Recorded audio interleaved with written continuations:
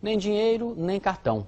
Consórcio. É cada vez maior o número de consumidores que preferem esse sistema de compra parcelada. De janeiro a julho, apesar da crise, as vendas no setor cresceram mais de 13% na comparação com o mesmo período do ano passado.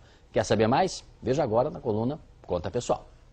Consórcio é o sistema de vendas em que as pessoas se reúnem para comprar um produto ou contratar um serviço.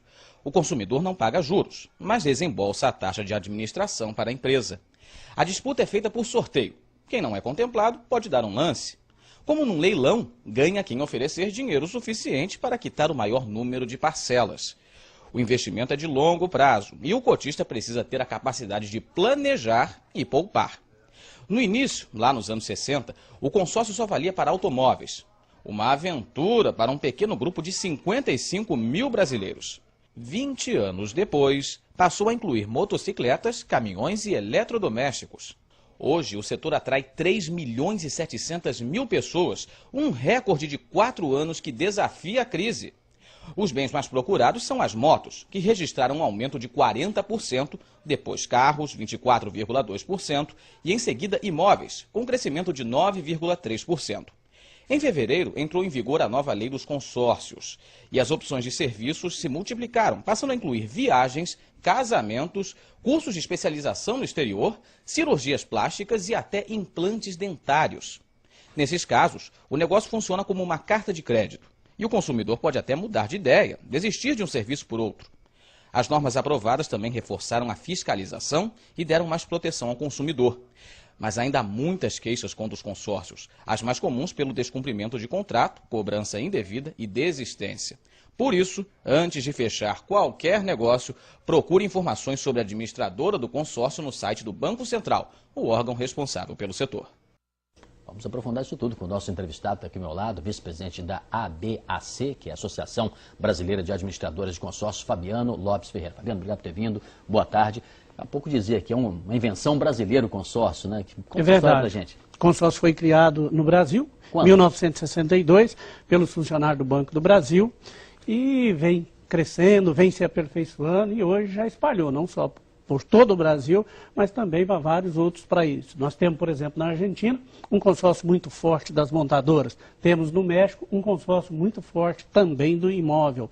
Então o consórcio hoje já é uma realidade e foi agora contemplado com aquilo que nós do setor mais sonhávamos, que é uma legislação geral, uma legislação específica, né? A entrada em vigor agora em fevereiro da Lei 11.795 veio consolidar definitivamente o segmento de consórcio do Brasil. Há pouco, certamente há alguns anos, a gente imaginava só consórcio para carro. Você mesmo citou imóveis aí em outros países. Nosso caso aqui, Fabiano, quem tem consórcio de imóveis, por exemplo, já pode quitar o saldo devedor com fundo de garantia?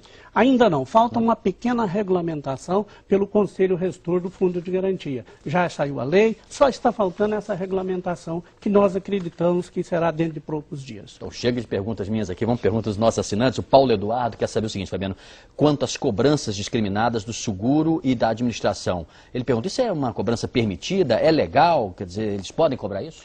É legal e importante o seguro, desde que ele seja autorizado pelo consorciado. E ele pode fazer isso através do contrato ou através das assembleias. Esse seguro tem uma importância muito grande, porque é um seguro de vida e de invalidez permanente por acidente. Então, se o consorciado vier a falecer, em vez de deixar um problema para os seus beneficiários, para os seus familiares, ele deixa uma solução. Isso é muito importante, não só para o consumidor, mas para o grupo e, consequentemente, para as administradoras. O Paulo tem uma informação, quer dizer, tem uma dúvida, na verdade, interessante. Ele diz aqui, quanto ao reajuste da parcela após a retirada do bem ou valor. Ele pergunta, isso é legal? Sim, o consórcio é reajustável. Toda vez que o bem aumenta de preço, a prestação aumenta também no mesmo percentual. Mas de quanto em quanto tempo isso? Depende. No consórcio imobiliário, ela ocorre uma vez por ano. Agora, no consórcio de bens móveis, é quando a fábrica aumenta o bem. A pergunta do Alex é, uma cota de consórcio de uma concessionária é válida? É válida desde que a concessionária tenha uma administradora de consórcio. Só quem pode operar com consórcio é uma administradora legalmente autorizada pelo poder público, no caso o Banco Central do Brasil. Ele pergunta isso, tem toda a razão, porque tem gente que compra um carro de repente na concessionária e tem gente que consegue de alguma maneira comprar direto do fabricante. Né? Verdade. Quer dizer, então não há diferença de legislação, por exemplo, em relação ao consórcio de uma montadora e de uma concessionária. Não, todas têm que operar através de uma administradora de consórcio autorizada. E os consorciados têm os mesmos direitos e os mesmos deveres. A pergunta do Caldas aqui: eu fiz parte de um grupo que ainda está ativo, pedi o cancelamento da minha cota. E aí ele pergunta como é que é esse procedimento, ele vai continuar pagando as mensalidades? Enquanto não entrar uma pessoa no lugar dele, ele continua pagando? Muito importante essa pergunta. Veja bem, até a entrada da lei, em 6 de fevereiro, o consorciado excluído, ele receberia de volta somente após o término do grupo. Agora, a lei determinou que ele passe a participar do sorteio. Se ele for sorteado, ele recebe imediato. No caso de uma compra de um carro, qual é o número máximo de parcelas?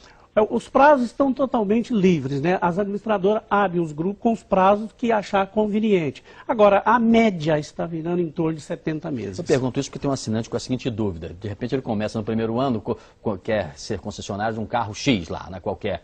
E aí no segundo ano, no terceiro ano, vem um modelo novo. Fala, opa, eu quero esse outro carro, não quero aquele lá. Ele pode trocar o modelo? Sim, ele pode trocar o modelo durante o transcorrer do grupo, fazendo a chamada reopção para um outro modelo. Tem regras determinadas no contrato para isso.